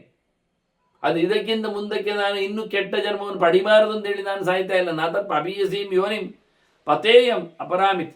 ನಾನು ನನ್ನನ್ನು ಕೊಂದುಕೊಂಡ್ರೆ ಇದಕ್ಕಿಂತ ಕಳಪೆ ಮಟ್ಟದ ನಾನು ದೇಹವನ್ನು ಮತ್ತೆ ಪಡೆದರೆ, ಪಾಪಿಯಸ್ಯ ಬಹುತರಾಹ ಹಿತೋನ್ಯಾಹ ಪಾಪಯೋನಿ, ನನಗಿಂತ ಮಿಗಿಲಾದ ಇನ್ನಷ್ಟು ಪಾಪಯೋನಿಗಳು, ಕ್ಷುದ್ರ ಜಂತು ಜನ್ಮಗಳು ಎಲ್ಲ ಇವೆ. ನಾನೇ ದೊಡ್ಡದಲ್ಲ, ನರಿಯೇ ದೊಡ್ಡ ಸಂಗತಿ ಅಲ್ಲ, ನರಿಗಿಂತ ಕಳಪೆ ಮಟ್ಟದ ಜೀವನ. ಅದಕ್ಕೆ ಅದು ಹೇಳಿದ್ದೆಲ್ಲ, ಕ್ರಿಮಿ, ಮಂಡೂಕ, ಸರ್ಪ, ಮೂಷಕ ಎಲ್ಲ ಹೇಳಿದ್ದು ನರಿಗಿಂತ ಕಡೆಯ ಯೋನಿಗಳು. ಬದುಕು ಅತ್ಯಂತ ದುರ್ಬರವುಗಳದ್ದು. ಯಾವಾಗ ಎಲ್ಲಿ ಹೇಗೆ ಸಾಯ್ತಾವೆಯೋ, ಏನು ತಿಂತಾವೆಯೋ ನಿಲ್ವೇ ಇಲ್ಲ. ಆದ್ದರಿಂದ ಇದ್ದದ್ದರಲ್ಲಿ ಕಳ್ಕೊಳ್ಳಿಕ್ಕೆ ನಾನು ಹೋಗುವುದಿಲ್ಲ. ನೆಕ್ಸ್ಟ್ ಚೇಂಜ್ ಎನ್ನುವುದು ಇದಕ್ಕಿಂತ ಎಷ್ಟು ಹೊಲಸು ಅಂತಲೂ ಗೊತ್ತಿಲ್ಲ. ಹಾಗಾಗಿ ಬೇಡ ಅಂದಿದ್ದಾರೆ ಆರಾಮಾಗಿ. ಮತ್ತೆ ಕೆಲವರು ನೋಡ್ಲಿಕ್ಕೆ ಹೋದ್ರೆ, ಬದುಕಿನಲ್ಲಿ ನೋಡ್ಲಿಕ್ಕೆ ಹೋದ್ರೆ, ಕೆಲವರು ಹುಟ್ಟುವಾಗಲೇ ಖುಷಿಯಲ್ಲಿ ಇರ್ತಾರೆ. ಜಾತ್ಯೈವೇ ಕೇಸುಕೆ ತರಹ ಸಂಧ್ಯನ್ಯೇ ಪುರುಷ ದುಃಖಿತ. ಹುಟ್ಟಿನಿಂದಲೇ ಖುಷಿಯಲ್ಲಿ ಇರತಕ್ಕಂಥ ಪ್ರಾಣಿ ಪ್ರಪಂಚ ಉಂಟು, ಹುಟ್ಟಿನಿಂದಲೇ ಭಯಂಕರ ದುಃಖವನ್ನು ಪಡೆಯತಕ್ಕಂಥ ಪ್ರಾಣಿ ಪ್ರಪಂಚ ಉಂಟು. ಯಾರು ಏನು ಗೊತ್ತಿಲ್ಲ. ಕೆಲವರಿಗೆ ಹುಟ್ಟಿನಿಂದ ಸುಖವೇ, ಕೆಲವರಿಗೆ ಹುಟ್ಟಿನಿಂದ ದುಃಖವೇ, ಬದುಕು ಮೂರ್ತಿ ಕಷ್ಟವೇ ಕೆಲವರಿಗೆ ಇರ್ತದೆ. ಆದರೆ ಒಂದೇ ಹೇಳ್ತೇನೆ ನೋಡು, ನೈಕಾಂತಂ ಸುಖಮೇವೇಹ ಕ್ವಚಿತ್ ಪಶ್ಯಾಮಿ ಕಸ್ಯಚಿತ್. ನಾನು ಎಲ್ಲಿಯೂ ಕೊನೆಯವರೆಗೂ ಸಹ ಸುಖವೇ ಇರುವುದು ಎನ್ನುವುದನ್ನು ಕಂಡದ್ದೇ ಇಲ್ಲ. ಖಾಲಿ ಸುಖ ಇದ್ದದ್ದು ಅಂತ ನನಗೆ ಗೊತ್ತಿಲ್ಲ. ನೋಡಿದ್ದು ಹೇಳು, ನರಿಯ ಮಾತು ಕೇಳಿ. ನೈಕಾಂತಂ ಸುಖಮೇಮೇಹ, ಸುಖವೇ ಎಲ್ಲ ಯಾವಾಗಲೂ ಎನ್ನುವಂಥದ್ದು. ಕ್ವಚಿತ್ ಪಶ್ಯಾಮಿ ನ ಕಸ್ಯಚಿತ್ ಪಶ್ಯಾಮಿ. ಯಾರಿಗೂ ಕಾಣುವುದಿಲ್ಲ, ಎಲ್ಲಿಯೂ ಕಾಣುವುದಿಲ್ಲ. ಯಾವ ದೇಶದಲ್ಲಿಯೂ ಯಾವ ಒಬ್ಬನಿಗೂ ಸುಖ ಮಾತ್ರ ಇರುವುದಂತ ಹೇಳ್ತಕ್ಕಂಥ ವರ್ತಮಾನವೇ ಇಲ್ಲ. ಅದು ಸುಳ್ಳು. ನನಗೆ ಹುಟ್ಟಿನಿಂದಲೂ ಸಾಯುವವರೆಗೆ ಸುಖವೇ ಇತ್ತು ಹೇಳೋದು ಖಂಡಿತ ಆಗುವುದೇ ಇಲ್ಲ, ಆಗುವಂಥದ್ದು ಅಲ್ಲ, ಎಲ್ಲಿಯೂ ಇಲ್ಲ, ಯಾರಿಗೂ ಇಲ್ಲ. ಇಡೀ ಬ್ರಹ್ಮಾಂಡದವೇ ಭಗವಂತನ ಸೃಷ್ಟಿ ಅಂದಾಗ ಅದು ಸುಖ ದುಃಖ ಮಿಶ್ರದಲ್ಲೇ ಇರುತ್ತೆ. ಸುಖ ಆದ ನಂತರ ದುಃಖ ಇದೆ, ದುಃಖ ಆದ ನಂತರ ಸುಖ ಇದೆ. ಆದರೆ ಈ ಸಂಸರಣದ ಕಥೆಯೇ ಇದೇ ರೀತಿಯಾಗಿರುವಂಥದ್ದು, ಎಲ್ಲೆಡೆ ಒಂದೇ ನಮೂನೆ ಇರುವಂಥದ್ದು. ನೀನು ಎಂಥದಕ್ಕೆ ಅಂತ ಸಾಯಲಿಕ್ಕೆ ಹೋಗ್ತಿ? ಈಗ ಹೋದ ಬಳಿಕವೂ ಸುಖ ಬರ್ತದ? ಇಲ್ಲಲ್ಲ. ಮನುಷ್ಯ ಆಡ್ಯತಾಂ ಪ್ರಾಪ್ಯ ರಾಜ್ಯಮಿಚ್ಚಂತಿ ಅನಂತರ. ಮನುಷ್ಯನಿಗೆ ನಿನಗೆಂತ ಬೇಕು? ಶ್ರೀಮಂತಿಗೆ ಬೇಕು, ನಿನಗೆ ಗಾಡಿ ಬೇಕು, ನೀನು ಹಾಗೆ ತಿರುಗಬೇಕು, ಮತ್ತೆ ಯಾರಿಗೋ ತಾಂಟಿಸಿ ಬೀಳಿಸ್ಬೇಕಾ? ಅಲ್ಲಲ್ಲ, ಇರಲಿ ಬಿಡು. ಅಂದು ನೀನು ತಾಂಟಿ ಬಿದ್ದುಕೊಂಡದ್ದರಿಂದ ನಿನಗೆ ಆಗುವುದಿಲ್ಲ, ನಿನಗೊಂದು ಗಾಡಿ ಬೇಕು. ನಾಳೆ ಗಾಡಿ ಬೇಕು ಮಾತ್ರ ಕಾಣುವುದಿಲ್ಲ, ನಿನಗೆ ಒಂದು ರಾಜ್ಯ ಬೇಕು ಕಾಣ್ತದೆ. ಯಾಕೆ? ನಿನ್ನ ಗಾಡಿ ಹೋಗುವಾಗ ಅರಮನೆಯಲ್ಲಿ ರಾಜನನ್ನು ನೋಡ್ತದೆ, ನಿನಗೂ ಆಗ ಕಾಣಿಸ್ತದೆ ನಾನು ರಾಜನಾಗಬೇಕು. ಈ ಸಣ್ಣ ಗಾಡಿಯಲ್ಲಿ ನಾನು ಹೋಗುವುದಲ್ಲ, ದೊಡ್ಡ ಗಾಡಿಯಲ್ಲಿ ಹೋಗ್ಬೇಕು. ಮತ್ತೆ ರಾಜನಾದ ನಂತರ ನಿಲ್ತದ? ನಿಲ್ಲುವುದಿಲ್ಲ. ಮತ್ತೆ ಇನ್ನು ಮುಂದೆ ಹೋಗ್ತದೆ. ರಾಜ್ಯ ದೇವತ್ವವಿಚ್ಚಂತಿ ದೇವತ್ವಾದಿಂದ್ರತಾಮಪಿ. ಆನಂತರ ಹೇಳ್ತಾನೆ, ಈ ಎಂತ ಮಾರಾಯರೆ, ನಾವು ರಾಜ್ಯದಲ್ಲಿ ಇದ್ರೂ ಸಾಯ್ತೇವೆ, ಸರಿ ಇಲ್ಲ. ನಾವು ದೇವರಾಗಬೇಕು, ದೇವತೆಗಳಾಗಬೇಕು, ದೊಡ್ಡ ಶಕ್ತಿ ಆಗಬೇಕು. ಸರಿ ಆಯಿತು, ದೇವತ್ವ ಬಂತು, ಒಬ್ಬ ದೇವತೆ ಅಂತ ಆದ, ಮುಗಿಲಿಲ್ಲ. ಅಲ್ಲಿಂದ ಮತ್ತೆ ಇಂದ್ರನಾಗಬೇಕು ಅಂತ ಕಾಣ್ತದೆ. ಇದು ಅಲ್ಲಿಗೆ ಹೇಳ್ತದೆ ನರಿ. ಯಾಕೆ? ಅದು ಇಂದ್ರ ಅಲ್ಲ, ಅದಕ್ಕೆ ಅಲ್ಲಿ ಹೇಳ್ತದೆ. ಮತ್ತೆ ಇಂದ್ರನಾಗಬೇಕು, ಪ್ರತಿಯೊಬ್ಬರಿಗೂ ಲೀಡರ್ ಆಗಬೇಕು ಅಂತ, ದೊಡ್ಡ ಜನ ಆಗಬೇಕು ಅಂತ.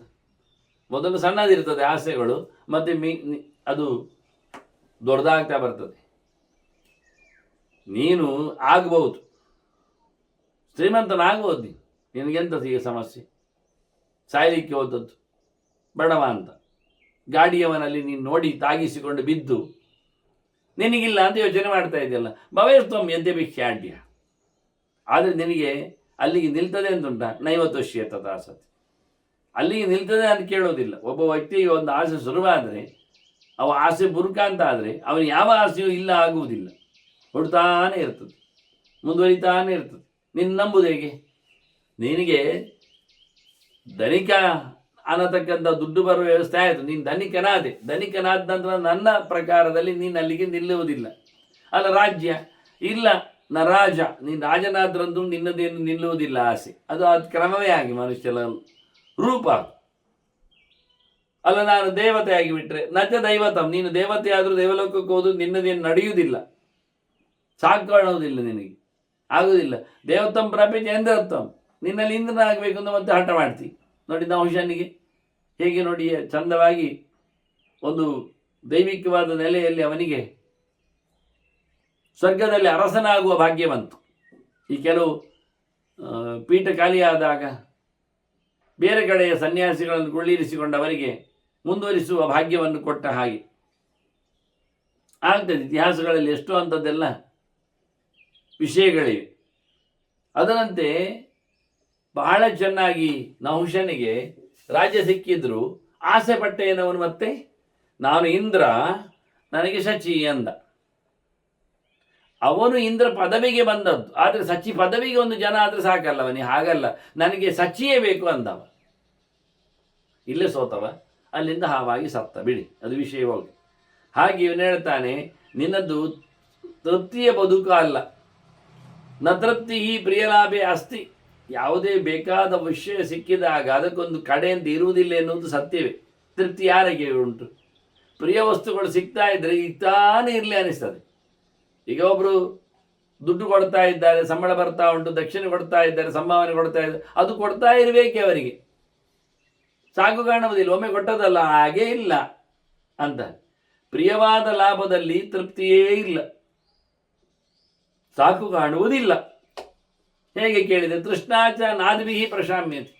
ಬಾಯಾರಿಕೆ ಆಗಿದೆ, ನೀರು ಕುಡ್ದ, ಮುಗಿದ್ದ, ಆಗ ಮುಗಿದಾಗೆ ಕಂಡಿದ್ದು ಮತ್ತೆ ಪುನಃ ಬಾಯಾರಿಕೆ, ಮತ್ತೆ ಊರದ್ದು ನೀರು ಕುಡಿಬೇಕು. ಒಂಜಿ ಮುಕ್ಕುಳಿ ಹೇಳಿಕೊಂಡು ಮತ್ತೆ ಮತ್ತೆ ಮಧ್ಯೆ ಮಧ್ಯೆಯಲ್ಲಿ ಚೂರು ಚೂರು ಕುಡಿತಾನೇ ಇರಬೇಕು. ಮನುಷ್ಯನಿಗೆ ತೃಪ್ತಿ ಇಲ್ಲ, ಆಗುವುದಿಲ್ಲ. ಬಾಯಾರಿಕೆ ಮನುಷ್ಯನನ್ನು ಪೀಡಿಸ್ತಾ ಇರ್ತದೆ. ಊಟ ಆಯ್ತಾ? ಆಯಿತು. ಮತ್ತೆ ಈಗ ಮನೆ ಹೋಗಿ ಸಾಯಂಕಾಲಕ್ಕೆ ರೆಡಿ ಆಗಬೇಕು. ನೋಡಿ ಎಂಥದಕ್ಕೆ? ಊಟಕ್ಕೆ ಈ ಮಾಡಿದಂಥದ್ದು. ಸರಿ, ಮತ್ತೆ ರಾತ್ರಿ ಆಯ್ತಲ್ಲ, ಮಲಗಲಿಲ್ಲ. ಮತ್ತೆ ಅವ ಅರಿಲಿಕ್ಕೆ ಬಿಟ್ಟಿದ್ದಾನೆ, ಗಿರು ಗುರು ಗರೆಗೆರೆ ಅಂತ. ಹೇಗೆ? ಅದು ನಾಳೆಗೆ ಅವನು ಒಡೆ ಮಾಡ್ಲಿಕ್ಕಂತ, ಕಡುಬು ಮಾಡ್ಲಿಕ್ಕಂತ. ಅದೆಂಥದ್ದು? ಎರಡು ಕೇಳಿದರೆ ಅದು ಯಾರಾದರೂ ಸತ್ತರೆ ಮತ್ತೆ ಆ ಕಡುಬು ಆರಿದದ್ದು ಎಂತ ಮಾಡೋದು? ಒಡೆ ಮಾಡೋದು, ಹೊಟ್ಟೆ. ಜೀವ ಇದ್ರೆ ಕಡುಬು ಮಾಡು. ಮನುಷ್ಯ ಬಿಸಾಡೋದಿಲ್ಲ. ತಿನ್ಲಿಕ್ಕೆ ಏನಾದ್ರು ಸತ್ತರೆ ಇಡ್ಲಿಲ್ಲ ಮಾರಾಯ ಮನೆಯಲ್ಲಿ, ಮತ್ತೆ ಸತ್ತರೆ ಬಿಸ್ಕುಟ್ ಮಾಡಿ ಬಿಡುದು ಅಂತ. ಇದೆಲ್ಲ ಸಾಯುವಾಗ ಒಂದು ಮಾಡಲಿಕ್ಕೆ ಅಂತ ಉಂಟು, ಒಂದು ಮಾಡಿಕೊಂಡಿದ್ದಾರೆ. ಅದು ಜೀವಂತ ಇದ್ದಾಗಲೂ ಕೆಲವು ಮಾಡಿಬಿಡ್ತಾರೆ ಅವರು. ಅದಕ್ಕೆ ಭಾಳ ಚಂದವಾಗಿ ಬಿಸ್ಕಿಟ್ ಮಾಡೋದು, ವಡೆ ಮಾಡೋದು, ಉದ್ದಿನದ್ದು, ಅಥವಾ ಕಡುಬು ಮಾಡೋದು, ಇಡ್ಲಿ ಮಾಡೋದು, ಏನಾದರೂ ಮಾಡುವುದಂತೂ ಮಾಡುವುದೇ, ಹಿಂದಿನ ದಿವಸ ಕಡಿಯುವುದಂತೂ ಕಡಿಯುವುದೇ. ಜೀವ ಎಳೆಯುವ ಜನ ಒಳಗೆ ಇದ್ದರೂ ಸಹ ಇವರು ಕಡಿಯುವುದು ನಿಲ್ಲಿಸುವುದಿಲ್ಲ. ಅದನ್ನು ತಕ್ಷಣ ನಾದ್ವಿಹಿ ಪ್ರಶಾಮ್ಯತೆ. ನೀರಿನಿಂದ ಎಲ್ಲದ ಆಸೆಯಾಗಿ, ದುಡ್ಡಿನಿಂದ ಒಬ್ಬನ ಬಾಯಿ ಮುಚ್ಚಲಿಕ್ಕೆ ಆಗುವುದಿಲ್ಲ, ಮತ್ತಷ್ಟು ಕೊಡು ಅಂತಾನೆ, ಇನ್ನಷ್ಟು ಕೊಡಿ ಅಂತಾನೆ. ಎಷ್ಟಿದ್ರೂ ಮುಗಿಯುವುದೇ ಇಲ್ಲ, ಬಾಯಿ ಮುಚ್ಚಲಿಕ್ಕೆ ಬರುವುದಿಲ್ಲ, ತೃಪ್ತಿಗೆ ಕಡೆ ಇಲ್ಲ. ಸಂಪ್ರಜ್ವಲತಿ ಸಾ ಭೂಯ ಸಮಿದ್ವಿರಿವ ಪಾವಕ. ಆಸೆ ಎನ್ನುವುದು ಮತ್ತೆ ಮತ್ತೆ ಕನರುತ್ತದೆ, ಬುಗಿಲೇಳುತ್ತದೆ, ಬೆಳಗಿ ನಿಲ್ಲುತ್ತದೆ, ವ್ಯಾಪಿಸಿ ನಿಲ್ಲಕ್ಕೆ ಬರ್ತದೆ. ಹೇಗೆ ಅಂದರೆ ಬೆಂಕಿ ಹಾಗೆ. ಎಂಥ ಬೆಂಕಿ? ಬೆಂಕಿ ಕಟ್ಟಿಯಾಗುವುದು, ಮುಂದುವರಿಸು, ಕಟ್ಟಿಯಾಗುವುದು, ಮುಂದುವರಿಸು. ಬೆಂಕಿ ನಂದುವರೆಗೆ ನಾನು ಕಟ್ಟಿಯಾಗ್ತೇನೆ ಅಂದರೆ ಅದು ನಂದುವುದೇ ಇಲಾಖೆ ಕಟ್ಟಿಯನ್ನು ನೋಡಿಕೊಂಡು ಹೊರಡ್ತಾ ಇರ್ತದೆ, ಮುಂದುವರಿತಾ ಇರ್ತದೆ. ಹಾಗಾಗಿ ಹೇಗೆ ಬೆಂಕಿ ಉರಿಲಿಕ್ಕೆ ನಮ್ಮ ಕಟ್ಟಿಗೆ ಸಹಾಯವೋ ಹಾಗೆ ನಾವು ಒಡ್ಡುವ ವಿಷಯಗಳಿಂದಾಗಿ ಒಳಗಿರತಕ್ಕಂಥ ಬಯಕೆ ಅಗ್ನಿ ಅದು ನಂದುವುದೇ ಇಲ್ಲ. ಬೆಳೀತದೆ ಬೆಳೀತದೆ, ಜೋರಾಗಿ ಬೆಳೀತದೆ, ಇನ್ನಷ್ಟು ಬೇಕು ಹೇಳ್ತದೆ. ನನಗೊತ್ತುಂಟು ನಿನಗೆ ದುಃಖ ಉಂಟು, ಕೋಪ ಉಂಟು, ಎಲ್ಲ ಅಸ್ತೇವ ತ್ವಯಿ ಶೋಕೋಪಿ ಹರ್ಷಶ್ಚಾಪಿ ತಥಾ ತ್ವಯಿ. ಹಾಗೆ ನಿನ್ನಲ್ಲಿ ಖುಷಿ ಇಲ್ವಾ? ಓದಿದ ಖುಷಿ ಅದು ಉಂಟು ನಿನ್ನ ಹತ್ರ. ಕೋಪ ಉಂಟು, ತಾಪ ಉಂಟು, ದುಃಖ ಉಂಟು, ಸಂಭ್ರಮಿಸ್ಲಿಕ್ಕೆ ಉಂಟು, ಖುಷಿಯೂ ಉಂಟು, ಎಲ್ಲ ಉಂಟು. ಇವೆಲ್ಲ ಸುಖ ದುಃಖೇ ತಥಾ ಚೋಭೆ ತತ್ರಕಾ ಪರಿದೇವನ. ಅದು ಮಾಮೂಲಿ ಅಲ್ವಾ? ಒಂದರ ನಂತರ ಒಂದು ಬರುವಂಥದ್ದು ಉಂಟಲ್ಲ. ಖುಷಿ ನಿನಗೆ ಉಂಟು, ದುಃಖ ಉಂಟಲ್ಲ, ಉಂಟು, ಅದು ಮಾಮೂಲಿ. ಹಾಗಂದ್ರೆ ಅಳುವುದು ಯಾಕೆ? ಯಾವುದಿಲ್ಲ ಅಂತ, ಯಾವುದುಂಟು ಅಂತ, ಎಲ್ಲ ಉಂಟಲ್ಲ. ಪರಿಚ್ಛಿದ್ಯೈವ ಕಾಮಾನಾಂ ಸರ್ವೇಷಾಂಚೈವ ಕರ್ಮಣಾಂ ಮೂಲಂ ಬುದ್ಧೀಂದ್ರಿಯ ಗ್ರಾಮಂ ಶಕುಂತಾನಿವ ಮಂಜರಿ. ಹಿಡಿದಾಕ್ಬೇಕು ಬೇಕು ಹೇಳತಕ್ಕ ಬುದ್ಧಿಯನ್ನು, ಕಬಳಿಸುವ ಇಂದ್ರಿಯ ರಾಶಿಯನ್ನು, ಕಣ್ಣು, ಕಿವಿ, ಮೂಗು, ನಾಲಿಗೆ, ಚರ್ಮಗಳನ್ನು, ಬೇಕು ಅಂತ ಬಡಿದಾಡಿಕೊಳ್ಳತಕ್ಕ ಇಂದ್ರಿಯಗಳ ರಾಶಿಯನ್ನೆಲ್ಲ ಮುಚ್ಚಿ ಹಾಕಿಡಬೇಕು. ಹೇಗೆ ಅಂದರೆ ಹಕ್ಕಿಗಳನ್ನು ಮುಚ್ಚುವುದಿಲ್ವ, ಪಂಜರದಲ್ಲಿ ಹಾಕೋದಿಲ್ವ, ಮತ್ತೆ ಅವುಗಳು ಹೋಗದಂತೆ ಮಾಡೋದಿಲ್ಲ. ಹಾಗೆ ಇಂದ್ರಿಯಗಳು ಎನ್ನತಕ್ಕಂಥ ಕುದುರೆಗಳನ್ನು ಕಟ್ಟಿ ಹಾಕಬೇಕು. ವಿಷಯಗಳಿಂದ ಅವುಗಳನ್ನು ದೂರಕ್ಕೆ ತರಬೇಕು.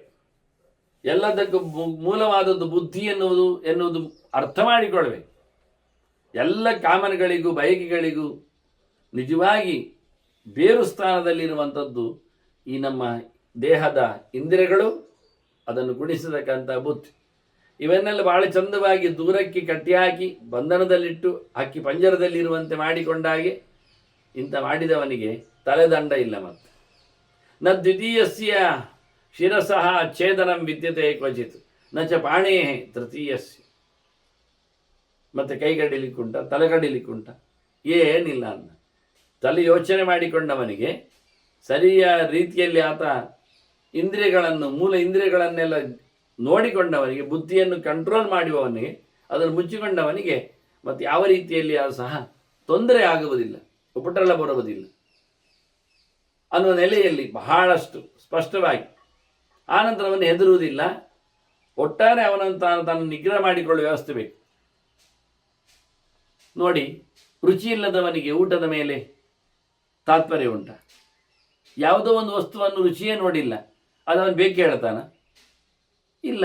ಯಾಕೆ? ಅವನು ನೋಡಲೇ ಇಲ್ಲ, ಟೇಸ್ಟ್ ನೋಡಲಿಲ್ಲ, ಅನುಭವಿಸಿ ನೋಡಲಿಲ್ಲ. ಬೇಕಾಗುವುದು ಅಂದರೆ ಬೇಕು ಆಗಲಿಕ್ಕೆ ಮೊದಲು ಪೂರ್ವಾನುಭೂತ ಅಂತ ಮೊದಲು ಅದರ ಬಗ್ಗೆ ಕೈ ಆಡಿಸ್ಬೇಕು. ನೋಡಿದ್ರೆ ಆಗಲಿ, ಮುಟ್ಟಿದ್ರೆ ಆಗಲಿ, ತಿಂದರೆ ಆಗಲಿ, ಮೊದಲು ಅನುಭವಕ್ಕೆ ಇದ್ದರೆ ಮತ್ತೆ ಬೇಕು. ಇಲ್ಲ ಆದರೆ ಗೊತ್ತಿಲ್ಲ ಅವನಿಗೆ. ಯಾವುದು ಮಗುವಿಗೆ 4-6 ಪದಾರ್ಥಗಳಿಟ್ಟರೆ ಅದಕ್ಕೆ ಯಾವುದು ಗೊತ್ತಿಲ್ಲ, ಅದರ ರಸ ವಿಷಯ ಗೊತ್ತಿಲ್ಲ, ಸುಮ್ಮನೆ ಚಾಯ್ಸ್ ಮಾಡ್ತದೆ ಅಷ್ಟೆ. ನಕಲ್ವಪ್ಯ ಅರಸಜ್ಞಸ್ಯ ಕಾಮಃ ಕ್ವಚನ ಜಾಯತೆ. ರುಚಿ ಇಲ್ಲದ ವಸ್ತುವಿನ ಮೇಲೆ ಅವನಿಗೆ ಇಷ್ಟ ಇರುವುದಿಲ್ಲ, ಅವು ತಿಳ್ಕೊಳ್ಳಿಲ್ಲ ಅಂತ. ಅವನ ಹತ್ತಿರದಲ್ಲಿ ನಾವೊಂದು ವಿದೇಶ ಹಣ್ಣನ್ನು ಇಟ್ಟುಬಿಟ್ರೆ ಅವ ಅದನ್ನು ನೋಡ್ತಾನಷ್ಟೆ. ಅವನಿಗೆ ಅದರ ರುಚಿಗಳ ಬಗ್ಗೆ ಎಚ್ಚರ ಇಲ್ಲ, ಗೊತ್ತಿಲ್ಲ ಅವನಿಗೆ, ಅದನ್ನು ಮುಟ್ಟುವುದಿಲ್ಲ, ಮೂಸುವುದಿಲ್ಲವ. ಹಾಗೆ ನಿಜವಾಗಿ ಬಯಕೆಗಳು ಅವನ ಜೊತೆಯಲ್ಲಿ ಅದರದ್ದು ಆಸೆಗಳು, ಅದರದ್ದು ರುಚಿ ಇವನಿಗೆ ಬಂದಿದ್ದರೆ ಇದನ್ನು ಕಾಡ್ತದೆ, ಬೇಕು ಹೇಳ್ತದೆ, ಮತ್ತು ಇರಲೇ ಹೇಳ್ತದೆ. ಅದರಿಂದ ಸಂಸ್ಪರ್ಶಾದ ದರ್ಶನಾದ್ವಾಪಿ ಗ್ರಹಣಾದ್ವಾಪಿ ಜಾಯತೆ. ಸಂಸ್ಪರ್ಶ ದರ್ಶನಾದ್ವಾಪಿ ಶ್ರವಣಾದ್ವಾಪಿ ಜಾಯತೆ. ಕೆಲವೊಮ್ಮೆ ಸೊತ್ತನ್ನು ಮುಟ್ಟಿದ್ರೆ ಸಾಕು, ಅದು ತನ್ನನ್ನು ಬಿಡುವುದೇ ಇಲ್ಲ. ಮತ್ತೆ ಕೆಲವೊಮ್ಮೆ ನೋಡಿದ್ರೆ ಸಾಕು, ಮುಟ್ಟಬೇಕಾಗಿ ಇಲ್ಲ. ನೋಡಿದ್ದೇ ಬೇಕು ಕೇಳುವವರಿದ್ದಾರೆ. ಇನ್ನು ಕೆಲವರು ಕೇಳಿದ್ರು ಸಾಕಾಗ್ತದೆ. ಅಲ್ಲಿ ಒಂದು ಉಂಟಂತೆ ನೋಡಿ, ಶುಂಭನಿ ಶುಂಭರ ಕಥೆ ಎಲ್ಲ ಹಾಗೆ. ಅಲ್ಲಿ ಹಿಮಾಲಯದಲ್ಲಿ ಒಂದು ಚಂದ ಹೆಣ್ಣು ಉಂಟಂತೆ, ನನಗೆ ಬೇಕು ಅಂದ, ತರಲಿಕ್ಕೆ ಕಳಿಸಿದ. ನೋಡಲಿಲ್ಲವ, ಮುಟ್ಲಿಲ್ಲವ, ಬೇಕು ಹೇಳಿ ಆಯ್ತು. ಹಾಗೆ ಮನುಷ್ಯನಿಗೆ ಇದು ಮೂರು ವಿಚಿತ್ರವಾದದ್ದು. ಕೇಳುವುದರಿಂದ ಆಸಕ್ತಿ ಮೂಡ್ತದೆ, ಬೇಕು ಅನಿಸ್ತದೆ. ಕಾಣುವುದರಿಂದ ನನಗಿರಲಿ ಅಂತ ಕಾಣ್ತದೆ. ಮುಟ್ಟಿದಾಗ ಅವನನ್ನು ಎಳ್ಕೊಳ್ತದೆ ತನ್ನದು ಅಯಸ್ಕಾಂತದಾಗಿ. ಮೂರು ಹಂತದಲ್ಲಿ ಉಂಟು. ನತ್ತಂ ಸ್ಮರಸಿವಾರಣ್ಯ ಲಟ್ವಾಂಗಾನಾಂಚ ಪಶ್ಚಿನ. ನಿನಗೆ ಹೆಂಡ ಗೊತ್ತುಂಟ, ಅದನ್ನು ಮೂಸಿದ್ಯಾ, ನೆನಪು ಮಾಡಿಕೊಳ್ತೀಯ, ಮುಟ್ಟಿಕೊಂಡದ್ದುಂಟ ಇಲ್ಲ ಅಲ್ವಾ? ಆದ್ದರಿಂದ ನಿನಗದು ಬೇಡ. ನನಗೆ ಹೆಂಡ ಸಿಗುವುದಿಲ್ಲ ಅಂದರೆ ನೀನು ಹತ್ತುಕೊಂಡೆಲ್ಲ ಪ್ರಾಣ ಬಿಟ್ಟದ್ದುಂಟ ಇಲ್ಲ. ಅದರಂತೆ ನಿನಗೆ ಲಟ್ವಾಂಗ ಹಕ್ಕಿಯ ಒಂದು ಹಕ್ಕಿ, ಅದರದ್ದು ಮಾಂಸ ತಿಂದು ಗೊತ್ತುಂಟ, ನಿನಗೆ ಅದು ಬೇಕು ಕಾಣ್ತದ? ಸಿಗಲಿಲ್ಲ ಹೇಳಿ ಸಾಯ್ಲಿಕ್ಕೆ ಹೋಗ್ತೀಯ ಇಲ್ಲ. ನಿಜವಾಗಿ ನಿನಗೆ ಗೊತ್ತಿಲ್ಲಲ್ಲ. ತಾಭ್ಯಾಂಚಾಪ್ಯಧಿಕೋ ಭಕ್ಷ್ಯ ನಶ್ಚಿತ್ ವಿದ್ಯತೆ ಕ್ವಚಿತ್. ನಿಜವಾಗಿ ಆ ಹಕ್ಕಿಯ ಮಾಂಸದ ರುಚಿಯಿಂದ, ಆ ಹೆಂಡದ ಏನೊಂದು ವಿಶೇಷವಾದಂಥ ಆಸ್ವಾದನೆಯಿಂದ ಬೇರೆ ಯಾವುದು ದೊಡ್ಡ ಸಂಗತಿ ಇಲ್ಲ. ನಿನಗದು ಗೊತ್ತಿಲ್ಲದೆ ಇರೋದ್ರಿಂದ ನೀನು ಅದನ್ನು ಇಲ್ಲ ಹೇಳಿಕೊಂಡು ಸಾಯಲಿಕ್ಕೆ ಹೋಗುವುದೇ ಇಲ್ಲ. ಮನುಷ್ಯನಿಗೆ ಅದರ ಬಗ್ಗೆ ಆಸ್ತಿ ಮೂಡಿದರೆ ಉಂಟಷ್ಟು. ನೀನು ಎಷ್ಟೆಲ್ಲ ತಿನ್ನದೇ ಇರುವವನಲ್ವಾ, ನನಗೊತ್ತು. ಯೇಷಾಂ ಅಭುಕ್ತ ಪೂರ್ವಾಣಿ ತೇಷಾಂ ಅಸ್ಮೃತರೇವತೆ. ಭಕ್ಷ್ಯ ಭೋಜ್ಯ ಮತ್ತೊಂದು ಇನ್ನೊಂದು ನಿನಗೆ ತಿನ್ನದೇ ಇರತಕ್ಕದ್ದು ಕಂಡ ಬಟ್ಟೆ ಉಂಟು. ಅದೆಂತ ನಿನ್ನ ಮಂಡೆಯಲ್ಲಿ ಉಂಟು, ನೆನಪಿಗೆ ಬರ್ತದ? ನೀನು ನೆನಪು ಮಾಡಿಕೊಳ್ತೀಯ? ಇಲ್ಲವೇ ಇಲ್ಲ. ಆದ್ದರಿಂದ ನಾವು ಇಲ್ಲದೇ ಇದ್ದ ಸಂಗತಿಯನ್ನು ನೆನಪಿಸಿಕೊಂಡ್ರೆ ಮಾತ್ರ ನಮಗೆ ಸಂಕಟ ಆಗುವುದು. ನೆನಪಿನ ಅಂಗಳದಿಂದ ಹಾಗೆ ಹಾಕಿಬಿಟ್ರೆ ಏನಿಲ್ಲ. ಅಪ್ರಾಶನಂ ಅಸ್ವಂಸ್ಪರ್ಶಂ ಅಸಂದರ್ಶನಮೇವಚ ಪುರುಷಸ್ಯೈವ ನಿಯಮ. ಮನುಷ್ಯ ಕಂಟ್ರೋಲ್ ಮಾಡಿಕೊಳ್ಳತಕ್ಕಂಥ ನಿಯಮ ಏನು ಕೇಳಿದರೆ, ಮೊದಲಿಗೆ ತಿನ್ನದಿರುವುದು. ಬಾಯಿ ಹಾಕಿದರೆ ಮತ್ತೆ ಬೇಕು ಹೇಳ್ತದೆ. ಚಾಕ್ಲೇಟ್ ಅಂತೇಳಿ ಅದು ಯಾರೋ ಮಾಡಿದ್ದು ಚೆನ್ನಾಗಿಲ್ಲ, ಕೆಮಿಕಲ್ಸ್ ಬೇರೆ ಸೇರಿಕೊಳ್ತದೆ, ಅದು ಮುಟ್ಟಬಾರದು ಮೈಲಿಗೆ, ಮತ್ತು ಪಂಚಗವ್ಯ ಕುಡಿಬೇಕಾಗ್ತದೆ ಹೇಳಿದರೆ ಕೇಳೋದಿಲ್ಲ. ನೋಡಲಿ ಸಿಕ್ಕಿತಲ್ಲಿ ಬಾಯಿ ಹಾಕೊಂಬಿಟ್ಟ. ಕೆಲವೊಮ್ಮೆ ದರ್ಶನದಿಂದ ಅವನನ್ನು ಎಳಿತದೆ, ಕೆಲವೊಮ್ಮೆ ಯಾರೋ ಕೈ ಕೊಟ್ಟು ಬಿಟ್ರು, ಏನು ನೋಡಿದ್ದು, ಇರಲಿ ಕೊಟ್ಟಾಯ್ತಲ್ಲ ಮತ್ತೆಂದು ಮಾಡಿ ತೋರಿಸದೆ ಕೊಟ್ಟಿದ್ದಾನೆ ಅಂತ ಕೈಯಿಂದ ಬಾಯಿ ಹಾಕಿಬಿಡ್ತಾನೆ. ಕೆಲವೊಮ್ಮೆ ನೋಡುವಾಗ, ಕೆಲವೊಮ್ಮೆ ಮುಟ್ಟುವಾಗ, ಕೆಲವೊಮ್ಮೆ ಕೇಳುವಾಗ ತಾನು ಅದನ್ನು ಸೇರಿದರೆ ಒಳ್ಳೆಯದಲ್ವಾ ಅಂತ. ಆದ್ದರಿಂದ ಇವನೇ ಮೊದಲಲ್ಲಿ ಮಾಡಿಕೊಂಡಿದ್ದಾನೆ ಮನುಷ್ಯ. ಏನು ಸಾಯಬಾರದು ಅಂತ ಹೇಳಿ, ಬದುಕಬೇಕು ಅಂತ ತಿಳಿಸಿ, ಅದೃಪ್ತನಾಗಿ ಅವನು ಅನ್ಯಾಯಕ್ಕೆ ಬೀಳಬಾರದು ಹೇಳಿಕೊಂಡು ಕೆಟ್ಟದ್ದನ್ನು ಕೇಳುವುದಿಲ್ಲ, ಕೇಳಲಿಕ್ಕೆ ಇಲ್ಲ, ಕೆಟ್ಟದ್ದನ್ನು ನೋಡುವುದಿಲ್ಲ, ಕೆಟ್ಟದ್ದನ್ನು ಮುಟ್ಟುವುದಿಲ್ಲ, ಕೆಟ್ಟದ್ದನ್ನು ಮೂಸುವುದಿಲ್ಲ. ಇದೆಲ್ಲ ಮಾಡಿಕೊಳ್ಳಿಕ್ಕೆ ಅವನು ಎಲ್ಲ ಇಂದ್ರಿಯಗಳನ್ನು ಮಾಡಿಕೊಳ್ಳಿಕ್ಕೆ. ಇದು ಮನುಷ್ಯನ ನಿಯಮ. ಇದರಿಂದ ಅವನು ಒಳ್ಳೆಯದಾಗ್ತಾನೆ. ಮನ್ಯೇ ಶ್ರೇಯ ನ ಸಂಶಯ. ಹೀಗೆ ಮಾಡಿಕೊಂಡ್ರೆ, ನಾನು ಯೋಚನೆ ಮಾಡಿಕೊಳ್ಳುವುದಿಲ್ಲ, ಮುಟ್ಟುವುದಿಲ್ಲ, ಮೂಸುವುದಿಲ್ಲ, ಹಿಡಿಯುವುದಿಲ್ಲ, ಎಲ್ಲ ಮಾಡಿಕೊಂಡ್ರೆ ಅವನು ಒಳ್ಳೆಯದಾಗ್ತಾನೆ. ಒದ್ದೊಮ್ಮೆ ಶುರು ಮಾಡಿದ್ನ ತಿನ್ಲಿಕ್ಕೋ ಮುಟ್ಲಿಕ್ಕೋ ನೋಡಲಿಕ್ಕೋ ಹೇಳ್ಕೊಂಡು ಹೋಗ್ತದೆ. ಆದ್ದರಿಂದ ಅವರನ್ನೆಲ್ಲ ನಾವು ಹೇಳುವುದು ಎಲ್ಲ ಸಿನಿಮಾ ರಂಗಗಳಲ್ಲಿ ಪ್ರೊಡಕ್ಷನ್ ಆಗತಕ್ಕ ಜಾಗಗಳಿಗೆಲ್ಲ ಕರ್ಕೊಂಡು ಹೋಗ್ಲಿಕ್ಕಿಲ್ಲ. ಅದನ್ನು ನೋಡ್ಲಿಕ್ಕೆ ಹೋದರೆ ಅವನಿಗೆ ವಿಕಾರ ಆಗ್ತದೆ ಮನಸ್ಸು. ಮುಟ್ಲಿಕ್ಕೆ ಹೋಗ್ತಾನೆ, ಮುಟ್ಟಿದ ನಂತರ ಮತ್ತೆ ಅವನು ಹೊಂಡಕ್ಕೆ ಬೀಳ್ತಾನೆ, ಮೇಲೆ ಬರೋದಿಲ್ಲ. ಅದು ಅಷ್ಟ ಪ್ರಪಾತ ರೂಪವಾದಂತಹ ಸ್ಪರ್ಶಕ್ಕೆ ಬಲಿಯಾಗ್ತಾನೆ. ಹೀಗಾಗಿ ಒಂದೊಂದೇ ವಿಷಯವನ್ನು ತಿನ್ನಲಿಕ್ಕೆ, ಆಹಾರ ಶುದ್ಧವು ಸತ್ವಶುದ್ಧಿ, ತಿನ್ನಲಿಕ್ಕೆ ಹೋದರೆ ತಿನ್ನುವುದು ನಿಲ್ಲುವುದಿಲ್ಲ, ಬಾಯಿ ರುಚಿ ಅದು ಬೇಡದಿದ್ದದನ್ನು ಎಳಿತದೆ. ಆನಂತರ ಅವನಿಗೆ ಮನಸ್ಸು ಹಾಳಾಗ್ತದೆ. ಅನ್ನದ ಪರಿಣಾಮದಿಂದ ಕೊನೆಗೆ ಯಾವತ್ತೂ ಕೆಳಗೆ ಬೀಳುತ್ತೆ. ನಮ್ಮ ಇಂದ್ರಿಯಗಳೆಲ್ಲ ಎಷ್ಟು ಸುಮಾರಿಗಳು ಕೇಳಿದರೆ ಅದನ್ನು ನೋಡಿದ್ದಂತ ಅದೇ ಬೇಕು ಹೇಳು, ಹಠ ಮಾಡು. ನಿನ್ನೆ ನೋಡಿದ್ಯಲ್ಲ ಅದು ಇವತ್ತು ನೋಡು, ನಿನ್ನೆ ಮೂಸಿದ್ಯಲ್ಲ ಮುಟ್ಟಿದ್ಯಲ್ಲ ಅದು ಇವತ್ತು ಮುಟ್ಟು, ನಿನ್ನೆ ತಿಂದಿದೆಯಲ್ಲ ಅದನ್ನು ಇವತ್ತು ಕೊಡು. ನಾಲಿಗೆ ಇಷ್ಟೇ ನಟ್ಟುವುದು ಬೇಡುವುದು, ಅದು ನಿನ್ನೆದ್ದು ಕೊಡುವಂತ, ಬೇರೆ ಕೊಡುವ ಅದು ಸಮಯ ಇಲ್ಲ, ಅದು ಕೇಳಲಿಕ್ಕೆ ಹೋಗುವುದಿಲ್ಲ. ಬಹಳ ಕಷ್ಟ ಬೇಕು ಮನಸ್ಸಿಗೆ ಪಾಠ ಆಗಲಿಕ್ಕೆ. ಪಾಣಿಮಂತಹ ಬಲವಂತಹ ಧನವಂತೋ ನ ಸಂಶಯ ಮನುಷ್ಯ ಮಾನುಷೈರೇವ ದಾಸತ್ವಮೋಪವಾದಿತ. ನೋಡಿ, ಇವರೆಲ್ಲ ಕೈ ಇದ್ದವರು, ಸಾಮರ್ಥ್ಯ ಉಂಟು, ದುಡ್ಡುಂಟು, ಏನು ಕಮ್ಮಿ ಇಲ್ಲ ಮನುಷ್ಯರು ಅಂದರೆ. ಆದರೆ ಅದೇ ಕೆಲವು ಮನುಷ್ಯರವರಿಗೆ ಅಡಿಯಾಳ ಆಗುವುದಿಲ್ಲ. ಯಾಕೆ? ಹೀಗೆ ದುಡ್ಡಿನಿಂದ ಕೆಲವರನ್ನು ಬಗ್ಗಿಸ್ತಾನೆ, ಬಲದಿಂದ ಬಗ್ಗಿಸ್ತಾನೆ, ತಿನ್ಲಿಕ್ಕೆ ಕೊಟ್ಟು ಬಗ್ಗಿಸ್ತಾನೆ. ಕೈಕಾಲಿದ್ದವರು ಕೆಲಸಕ್ಕೆ ಬೀಳ್ತಾರೆ ಎನ್ನುವುದು ನಾಚಿಕೆಗೇಡುವಂಥದ್ದು. ಇದು ಮನುಷ್ಯ ದನ ಪ್ರಾಣಿಗಳನ್ನೆಲ್ಲ ತನಗೆ ಬೇಕಾದಾಗೆ ಬಗ್ಗಿಸಿಕೊಂಡು ಕೆಲಸ ಮಾಡಿಸ ಅಂದ್ರೆ ಅದವನ ಪೌರುಷ ಆಯಿತು. ಆದರೆ ಮನುಷ್ಯರನ್ನೇ ಆಗಿ ಮಾಡ್ತಾನಲ್ಲ. ನರಿ ಮುಂದೋಯ್ತು ನೋಡಿ 2ನೇ ಸ್ಟೆಪ್ಪಿಗೆ. ಮನುಷ್ಯರಿಗೆ ಕೈ ಉಂಟು, ಅವನಿಗೂ ಕೈ ಉಂಟು, ಆದರೆ ಅವನ ಕೈ ಮುರಿದ ಇವನಿಗೆ ದುಡ್ಡುಂಟು, ಅವನಿಗೂ ದುಡ್ಡು ಉಂಟು, ಅವನಿಗೆ ಮೇಲೆ ದುಡ್ಡಲ್ಲಿ ಪರ್ಚೇಸ್ ಮಾಡಿದ. ಅವನಿಗೂ ಬಲ ಉಂಟು, ಇವನಿಗೂ ಬಲ ಉಂಟು, ಅವನು ಅದನ್ನು ಜಾಸ್ತಿ ತೋರಿಸಿಕೊಂಡ. ಬಲಬಂಧ ಪರಿಕ್ಲೇಶಿ ಈ ಕ್ಲಿಶ್ಯಂತೇಜ ಪುನಃ ಪುನಃ. ಎಷ್ಟು ಜನರಿಗೆ ಉಪದ್ರ ಆಗ್ತಾ ಇಲ್ಲ ಲೋಕದಲ್ಲಿ. ಈ ಕೈ ಇದ್ದವರ ಪಾಡು ನೋಡಿ. ಕೈ ಇದ್ದವರು ಏನು ಮಾಡ್ತಾ ಇದ್ದಾರೆ, ದುಡ್ಡಿದ್ದವರು ಏನು ಮಾಡ್ತಾ ಇದ್ದಾರೆ, ಬಲ ಇದ್ದವರು ಏನು ಮಾಡ್ತಾರೆ. ಎಷ್ಟೋ ಜನರನ್ನು ಅಳಿಸ್ತಾ ಇದ್ದಾರೆ, ನೋಯಿಸ್ತಾ ಇದ್ದಾರೆ, ತೊಂದರೆಗೆ ಬೀಳ್ತಾ ಇದ್ದಾರೆ. ಇಷ್ಟು ಅವರು ತೊಂದರೆ ಪಡ್ತಾ ಇದ್ದಾರಲ್ಲ ಮನುಷ್ಯರು. ದಾಸರಾಗಿ ನೀಚರಾಗಿ ಕೆಲಸ ಮಾಡ್ತಾ, ಸ್ಲೇವರಿ ಎಲ್ಲ ಉಂಟಲ್ಲ, ಗುಲಾಮನಾಗಿ ನಿಂತುಕೊಂಡು ತಮ್ಮ ಸರ್ವಸ್ವವನ್ನು ಕಳೆದುಕೊಂಡು ಮರ್ಯಾದೆ ಬಿಟ್ಟುಕೊಂಡು ಎಲ್ಲ ಅಂಥವರು ಸಹ ಕಲ್ವಪಿ ರಮಂತೇಜ ಮೋದಂತೇಜ ಸಂತೇಜ. ಅವರು ನೆಗಾಡ್ತಾರೆ, ಕುಣಿತಾರೆ, ಓಡ್ತಾರೆ, ಗಮ್ಮತ್ ಮಾಡ್ತಾರೆ. ಸತ್ರನ ಸಾಯ್ಲಿಕ್ಕೆ ಹೋದ್ರು ಅವರು. ಇಲ್ಲಲ್ಲ, ಎಂಥ ನಮೂನೆ ನೋಡಿ ಜನ. ಎಂತಾದರೂ ಸಹ ಜನರು ಖುಷಿ ಪಡ್ತಾರೆ. ಆಕ್ಸಿಡೆಂಟಲ್ಲಿ ಹೋಗಿ ಅವನು ವೆಹಿಕಲ್ಗಳನ್ನು ಗುದ್ದಿಕೊಂಡು ಕೈಕಾಲು ಮುರಿದುಕೊಂಡು ಬಿದ್ದಿದ್ದಾನೆ. 3 ತಿಂಗಳು ಹೇಳಲಿಕ್ಕಿಲ್ಲ, ಮತ್ತು ಪರ್ಮನೆಂಟ್ ಹೇಳುವುದಿಲ್ಲ ಹೇಳಿದ್ದಾರೆ ವೈದ್ಯರು. ಚೂರು ಕೈಕಾಲು ಇಟ್ಕೊಂಡು ಹೋಗ್ಲಿಕ್ಕೆ ಏನೋ ಆಗ್ತದೆ, ಗೋಡೆ ಇಟ್ಕೊಂಡು ವಾಕರ್ ಇಟ್ಕೊಂಡು ಅಂತ. ಹಾಗೆ ಆಗ್ತಾ ಉಂಟು. ಅವನಿಗೆ 5-6 ತಿಂಗಳು ಕಳೆದಿದೆ. ಹಾಗೆ ವಾಕರ್ ಇಟ್ಕೊಂಡು ನೆಗಾಡಿ ಹೇಳ್ತಾ ಇದ್ದಾನೆ. ಯಾರು ಯಾವತ್ತು ಭಯಂಕರ ಬಿದ್ದದ್ದಲ್ಲ ಬೇರೆ. ಇನ್ನು ನಮ್ಗೆ ಎಂತ ಆಯ್ತು ಕೇಳುವಾಗ ನೆಗಾಡಿ ಹೇಳ್ತಾನೆ. ಇದಕ್ಕೆ ಎಂತ ಹೇಳು. ಮತ್ತೆ ಮನ ವಾಕರ್ ಇಟ್ಕೊಂಡು ಓಡಿ ಬರ್ತಾನೆ. ಓಡ್ಲಿಕ್ಕುಂಟು, ಏನು ಮಾಡ್ಲಿಕ್ಕುಂಟು ಅಂತ ಗಮ್ಮತ್ ಮಾಡ್ತಾನೆ. ಸರ್ವಸ್ವ ನಾಶ ಆಗಿದೆ, ಕಳ್ಕೊಂಡಿದ್ದಾನೆ. ಆಗಿದ್ರೂ ಸಹ ಬದುಕಿನಲ್ಲಿ ಭರವಸೆ, ಜೊತೆಯಲ್ಲಿ ಅವನ ಓಡಾಟ. ಹಾಗಾಗಿ ಎಂತ ಹೋದ್ರೂ ಆರಾಮಿದ್ದಾರೆ ಅಂದಾಗ, ಮನುಷ್ಯರವರ ಮೇಲೆ ದಬ್ಬಾಳಿಕೆ ನಡೆಸಿಕೊಂಡ್ರು ಯಾವನೊಬ್ಬ ಎಲ್ಲಿಯೂ ಸಹ ಸೋಲುವುದಿಲ್ಲ, ಸಾಯುವುದಿಲ್ಲ ಆದಾಗ ಎಂತಯ್ಯ ಸಾಯಲಿಕ್ಕೆ ಹೋಗ್ತೀಯಾ ಅಂತ ನರಿ ಬಹಳ ಚೆಂದಾಗಿ ಅವನನ್ನು ಅನೇಕ ಆಯಾಮಗಳಲ್ಲಿ ಕಟ್ಟಿ ಹಾಕಿ ಮಾತಾಡಿಸ್ತಾ ಇದೆ. ಇನ್ನೂ ಕೆಲವು ಹತ್ರ ಚರ್ಚೆ ಚಿಂತನೆಗಳಿವೆ. ಅದನ್ನು ಮತ್ತೆ ಕೇಳುವ. ವಂದನೆಗಳೊಂದಿಗೆ ಶ್ರೀಕೃಷ್ಣ ನಾರಾಯಣ ನಾರಾಯಣ ನಾರಾಯಣ.